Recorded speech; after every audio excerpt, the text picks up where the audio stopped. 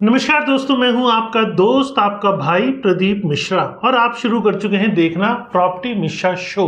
आज हम बात करने वाले हैं बहुत ही इंपॉर्टेंट लीगल डेवलपमेंट के बारे में जो सभी हाउसिंग सोसाइटीज के रेजिडेंट्स को डायरेक्टली अफेक्ट करने वाला है।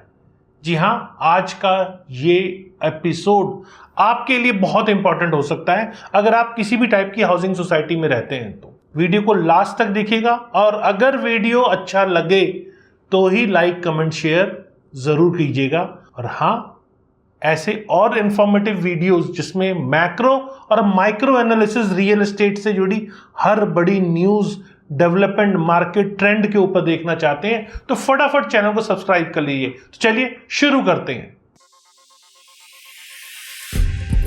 नमस्कार, मैं हूं प्रदीप मिश्रा। प्रॉपर्टी मिश्रा शो में आपका स्वागत है। यहां हम आपको प्रॉपर्टी और प्रॉपर्टी मार्केट की हकीकत बताते हैं। नो बकवास, डायरेक्ट काम की बात। चलिए शुरू करते हैं।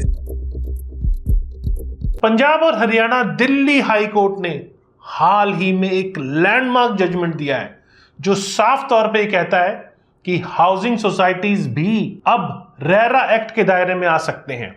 ये फैसला सरस्वती कुंज सोसाइटी गुड़गांव के केस में आया है और ये पूरे देश के लिए एक प्रेसिडेंट सेट कर सकता है। जस्टिस कुलदीप तिवारी ने अपने ऑर्डर में स्पष्ट रूप से कहा कि कोई भी इंफॉर्मेशन जो पार्लियामेंट या स्टेट लेजिस्लेचर से डिनाई नहीं की जा सकती वह किसी भी व्यक्ति से भी डिनाई नहीं की जा सकती। स्टेटमेंट बहुत बहुत पावरफुल है और इसका मतलब यह है कि हाउसिंग सोसाइटी की ट्रांसपेरेंसी अब बढ़ने वाली है।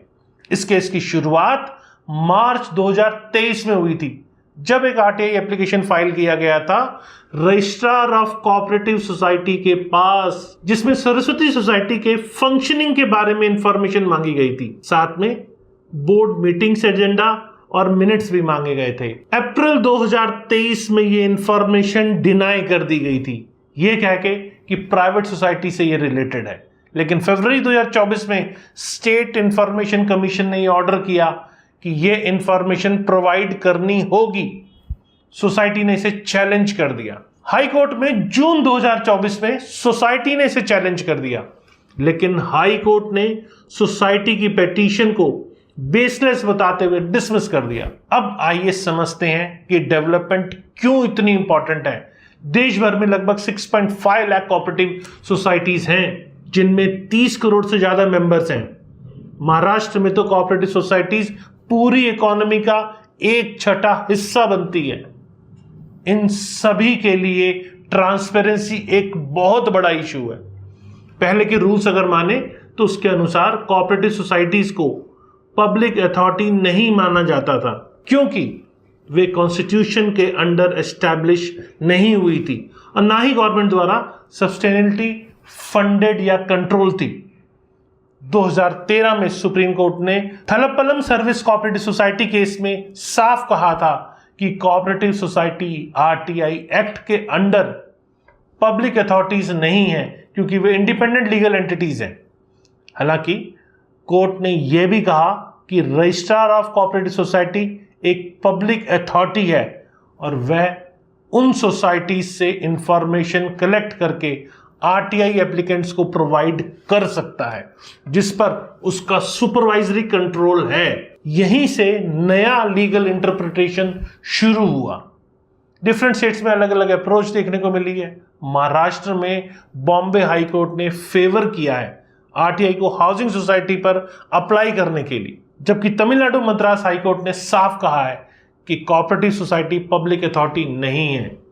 केरला हाई कोर्ट ने भी कहा है कि रजिस्ट्रार के थ्रू करके इंफॉर्मेशन एक्सेस की जा सकती है। सबसे इंटरेस्टिंग डेवलपमेंट मध्य प्रदेश में आया है जहां स्टेट इंफॉर्मेशन कमीशन राहुल ने सभी कोऑपरेटिव सोसाइटी को आरटीआई के दायरे में ला दिया है जो ग्रेन प्रोक्योरमेंट और राशन शॉप्स ऑपरेट करती है। उन्होंने ये भी पाया इसके अंदर कि वे सोसाइटीज 50,000 रुपए से ज्यादा गवर्नमेंट फंडिंग रिसीव करती है, इसीलिए पब्लिक अथॉरिटी क्वालिफाई करती है। अब बात करते हैं उन डिफिकल्टीज की जो रेजिडेंट्स फेस करते हैं। हाउसिंग सोसाइटी में ट्रांसपेरेंसी हमेशा कमी नजर आती है और इसके कारण बहुत सारी परेशानियां होती हैं। सबसे बड़ी प्रॉब्लम यह है कि फाइनेंशियल इरेगुलरिटीज और मिसमैनेजमेंट। बहुत सी सोसाइटी से managing committee members proper audit नहीं कराते, मेंटेनेंस चार्जेस का मिसयूज करते हैं और रेजिडेंट्स को क्लियर फाइनेंशियल स्टेटमेंट नहीं देते। एक मेजर इशू ये है कि करप्ट कमेटी मेंबर्स का केरला में हाल ही में कोऑपरेटिव सेक्टर में फ्रॉड केस सामने आया, जहां 18 करोड़ रुपए तक का मिस एप्रोप्रिएशन पाया गया। डिपार्टमेंट की फेलियर और साथ में टाइमली ऑडिट कंडक्ट करने में इरेगुलरिटीज आइडेंटिफाई होने पर एप्रोप्रिएट एक्शन ना लेने का मेजर फैक्टर है इस पूरे क्राइसिस के पीछे। हाउसिंग सोसाइटीज में रेजिडेंट्स को बहुत से प्रॉब्लम फेस करने पड़ते हैं, जैसे excessive maintenance charges, poor service quality, lack of transparency in expenditure, delayed handover to आरडब्ल्यूएस और unclear billing practices. Supreme court ने मेंटेनेंस चार्जेस के लिए गाइडलाइन दी है, लेकिन इंप्लीमेंटेशन अभी भी एक चैलेंज है। चंडीगढ़ में 115 हाउसिंग सोसाइटीज है जिनमें 15,000 से ज्यादा फ्लैट है और वहां सीपीआईओ कोऑपरेटिव सोसाइटी 12 साल से रॉन्गली इंटरप्रेट कर रहा था सुप्रीम कोर्ट के ऑर्डर को। मतलब वे सारी इंफॉर्मेशन डिनाई कर रहे थे ये कहकर कि सोसाइटीज आरटीआई के अंडर नहीं आती। आरटीआई एक्ट के सेक्शन 8 के अंदर सर्टेन एग्जेम्पशंस हैं जो पर्सनल इंफॉर्मेशन को प्रोटेक्ट करते हैं, लेकिन यह भी क्लियर है कि यदि इंफॉर्मेशन लार्जर पब्लिक इंटरेस्ट में है तो उसे प्रोवाइड करना होगा। सेक्शन 2F के अकॉर्डिंग इंफॉर्मेशन का मतलब है any material in any form जो पब्लिक अथॉरिटी एक्सेस कर सकती है। मल्टी स्टेट कोऑपरेटिव सोसाइटीज के लिए नए रूल्स आ गए हैं 2023 में, जहां कोऑपरेटिव इंफॉर्मेशन ऑफिसर अपॉइंट करना मैंडेटरी है। यह ऑफिसर मेंबर को सोसाइटी अफेयर्स और मैनेजमेंट रिलेटेड इंफॉर्मेशन प्रोवाइड करेगा। कॉन्करेंट ऑडिट भी इंट्रोड्यूस किया गया है 500 करोड़ से ज्यादा के टर्नओवर वाली सोसाइटीज पर।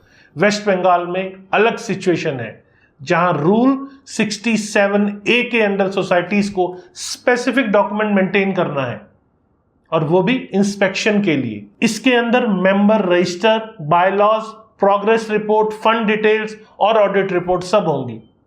Members can approach registrar through RTI यदि सोसाइटी डायरेक्टली इंफॉर्मेशन नहीं देती। एक बड़ा चैलेंज यह है कि रेजिडेंट्स एपैथी और डिसमैनेजमेंट। बहुत से रेजिडेंट्स एनुअल जनरल मीटिंग में पार्टिसिपेट ही नहीं करते, सोसाइटी इलेक्शंस में वोट ही नहीं डालते और फॉर्मल रिस्पॉन्सिबिलिटी से बचते हैं।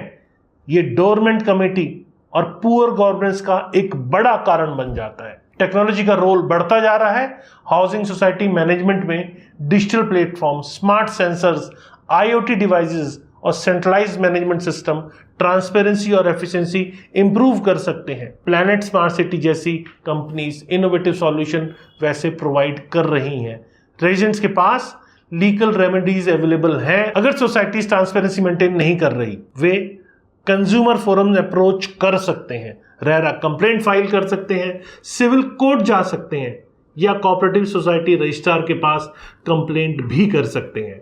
पंजाब हरियाणा हाई कोर्ट का ये डिसीजन रियली अपने आप में बहुत महत्वपूर्ण है, क्योंकि एस्टैब्लिश करता है कि रजिस्ट्रार के थ्रू सोसाइटीज की इंफॉर्मेशन एक्सेस की जा सकती है। कोर्ट ने यह भी कहा है कि सोसाइटीज पर रेरा की सुपरवाइजरी और एडमिनिस्ट्रेटिव अथॉरिटी है, इसीलिए यह आरटीआई एक्ट के अंडर ऑब्लिगेटेड है। इंफॉर्मेशन प्रोवाइड करना जरूरी है और इंफॉर्मेशन प्रोवाइड करने के लिए ये आरटीआई एक्ट के अंदर ऑब्लिगेटेड है। ये डिसीजन स्पेशली इंपॉर्टेंट है गुड़गांव जैसे एरियाज के लिए, जहां बहुत सारी हाउसिंग सोसाइटीज है और रेजिडेंट्स को ट्रांसपेरेंसी इशू फेस करने पड़ते हैं। अब रेजिडेंट्स ज्यादा कॉन्फिडेंटली आरटीआई एप्लीकेशन फाइल कर सकते हैं। रजिस्ट्रार के पास सोसाइटी रिलेटेड इंफॉर्मेशन ये मांगी जा सकती है आरटीआई एप्लीकेशन द्वारा। फ्यूचर इंप्लीकेशन देखें तो डिसीजंस अदर कोर्ट और स्टेट्स को इन्फ्लुएंस कर सकता है।